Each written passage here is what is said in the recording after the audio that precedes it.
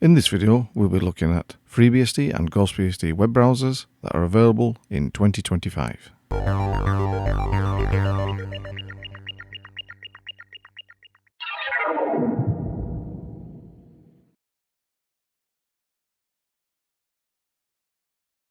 I think pretty much everyone is familiar with Firefox, and here I are on my main machine. I use this one all the time. It is what it is. It's Firefox, and if anyone's old enough like I am to remember the old Mozilla days, then Firefox is a natural continuation. I know there's a fair few more browsers nowadays, but they all tend to be sort of like Chromium based. Firefox stands out from the crowd because it's its own thing, and it's available for FreeBSD and GhostBSD and the other BSD variants. And it's it's Firefox, a very worthwhile and, I don't know, what would you say, the working browser of many people. It's easy to use, easy to install, and kept up to date in FreeBSD for version 136.0.2. Some people think it might have lost its way a little bit, and maybe that's true, and maybe it's not as lightweight as it first intended to be when it was released. But you know, it is what it is.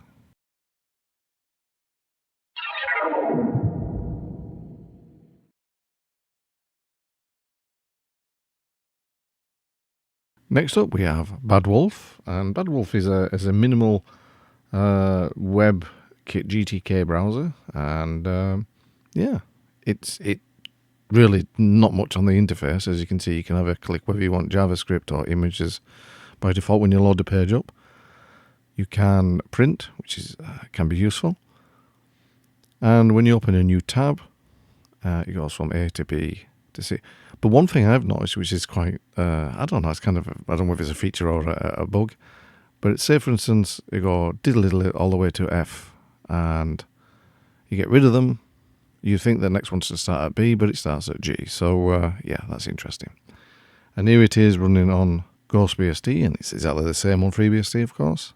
It's relatively quick. The interface is, like I say, simple. Whether or not you like that, I don't know. There doesn't seem to be much available to configure, but you know, if you want a fast browser that gets on with it, Badwolf is not too bad.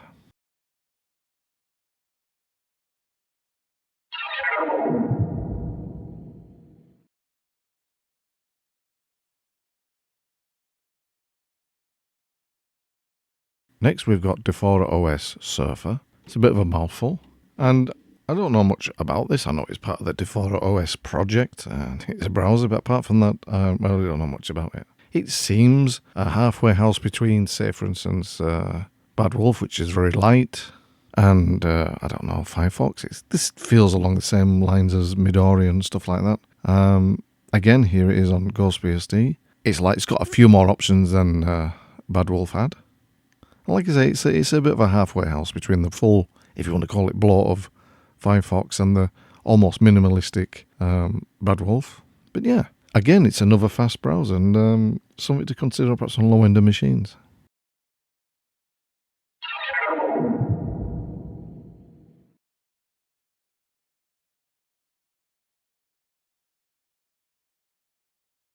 Next we have, I suppose it's a classic Dillo.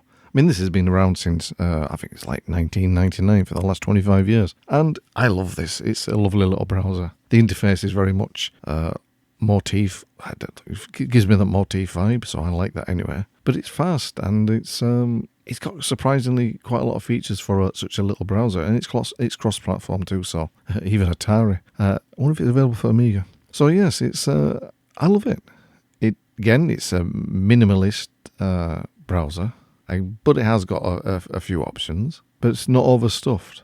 And I think if you've got a low-end machine, perhaps, I don't know, you don't know what to put on it and what run Firefox, then Dillo is perfect. It's got quite an extensive user manual, which is available on tap. And it renders the pages fairly quickly. The fonts might look a bit weird, but that's, you can change that, no doubt. So yeah, there's not much to say. I think everyone and everybody would at some point heard of Dillo, and it'd be very much a surprise if it weren't available for FreeBSD, which it is, of course. Yeah, I like Dillo. I think it's something which I should start using a little bit more. But it does lack some features, and it can render some more modern websites a little bit in a weird way. But apart from that, it's not bad.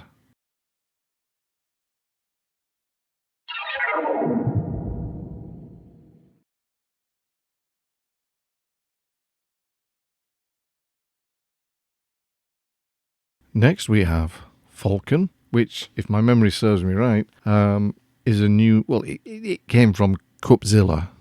It's basically just a remake or a rebrand. It's got a built-in ad blocker, which is a cool feature, I think. The interface is simple, and it doesn't get in your face. Everything does actually feel very quick on this. And the initial release, I think, came out in 2010, so it has been in development for a while. And the new stable release was released in February 2025. So, although this version is a little bit out of date, it is still getting made, which is encouraging. If you're going to use a browser, you don't want it stopping on you, really. It renders everything very quickly, and Falkon is not a bad browser. Again, it feels very much like in the same niche as Midori and other things like that. So give it a try.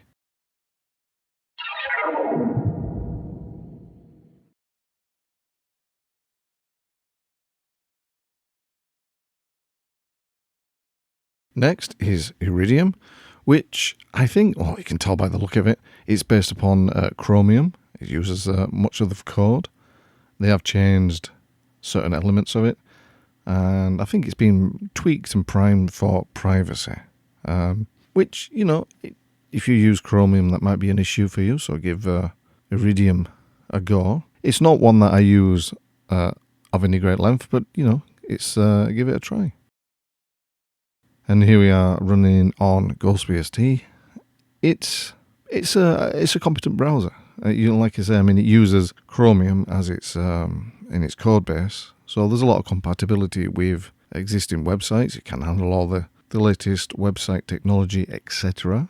I don't know. I should imagine that the bookmarks will be interchangeable between this and the official Chromium. I don't know. But yeah, it's quick. It feels relatively responsive, and it's lightweight. Check it out.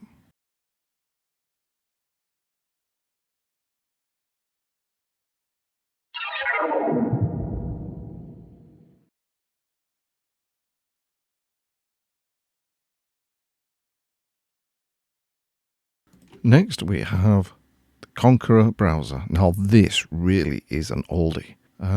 It came out initially in the year 2000, and it's still getting updated. It was once, I think, if my memory serves me right, the default browser for the early KDE desktops. It's not, again, it's not something I use. I used to use this because, what I liked about it was the way that you integrated it with your system. It could be a file manager. It was all them things all in one. If you've never used Konqueror, it's kind of weird because I don't know, with modern KDE, perhaps it doesn't feel so integrated now that you've got other browsers and stuff like that. Or perhaps you don't use it as your file manager, but it does work. It is quick. Like you can see here, it follows the standards on the web.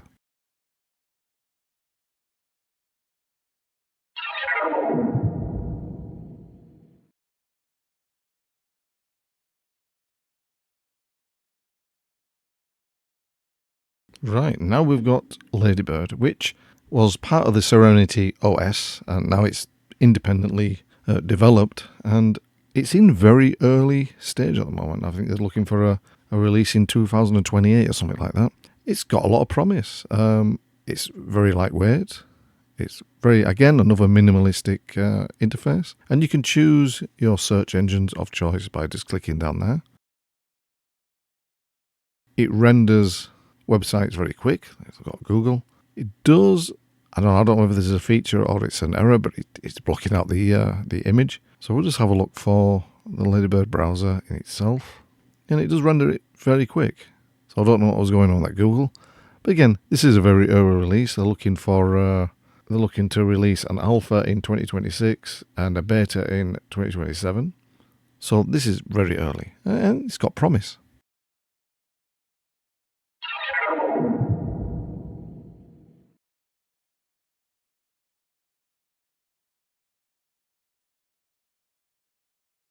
Next is Lynx, more specifically Lynx 2, released in 1999. So there's a lot of browsers came out about that period. And this is like a terminal, almost simple GUI-based browser. When you first start up, there's nothing there, of course. But when you click up there, you got a little menu. And the menu is quite extensive, considering this is a very lightweight browser. You can toggle a lot of options. And just click About, and it's Lynx version 2.30. Yeah. It is what it is. It's a lightweight console-based browser with very minimalistic, minimal mouse interaction. So it's keyboard-based, really. So you just type in your address that you want there, and boom, there you go. It's fast. It will not render a lot of pages accurately in the modern web, but you know, if you're just after some basic searches and results, it'll give you what you want. And we're looking at FreeBSD. It gives you the results, and it may be unsightly, but it works. And sometimes you have to go with what you got.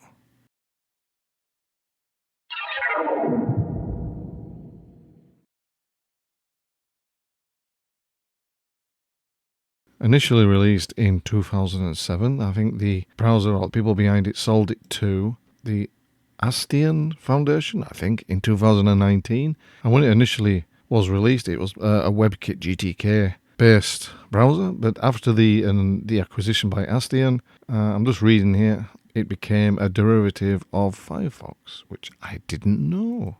Oh, okay. So it's just like a more simplistic version of Firefox, I suppose. Usually the same code base. So Midori's been around quite a while, but it's not the same as it used to be. So yeah, it's kind of undergone a metamorphosis, really, I suppose. It's changed into a Firefox-based browser, which, you know, for compatibility, is not a bad thing, I suppose. Well, it still retains the lightweight interface that it always had. Yeah, it's got a little browser, and I've used it quite a lot over the years, although not recently, and not since it got bought out.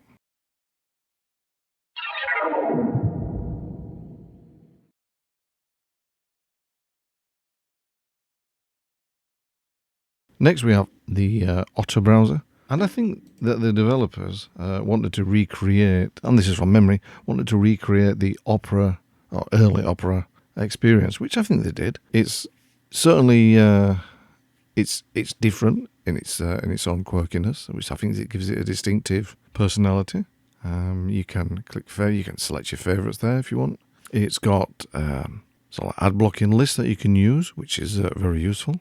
And again, like the other browsers that we've looked at, it has a very simple interface. So yeah, Otter Browser's got a lot of things going for it, I think. Everything's rendered large, of course, but let's see if that... no, that doesn't seem to... Nope, that doesn't seem to shrink things. Oh well.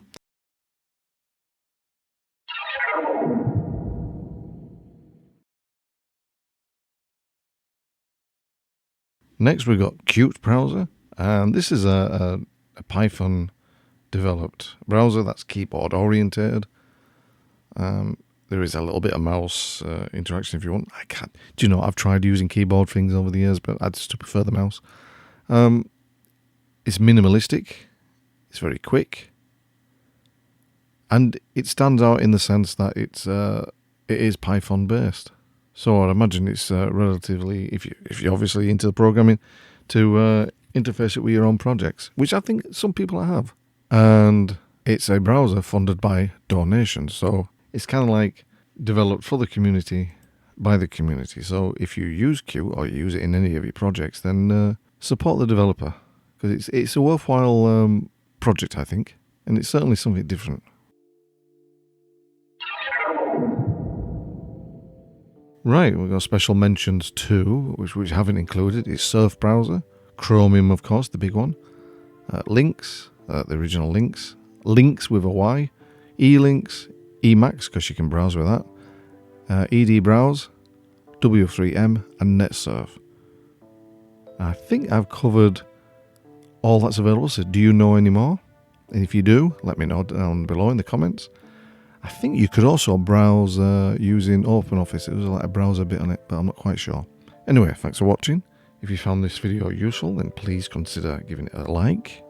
That really helps me out. If you've given 1 or 2 videos a like, then please consider subscribing. And if you do subscribe, then hit that notification bell, just in case you want to catch any more videos that I release. And why wouldn't you do that? They're free, and I love doing them. Anyway, thanks for watching, and I'll catch you next time. This and every other video on my channel has been made using FreeBSD and open source software.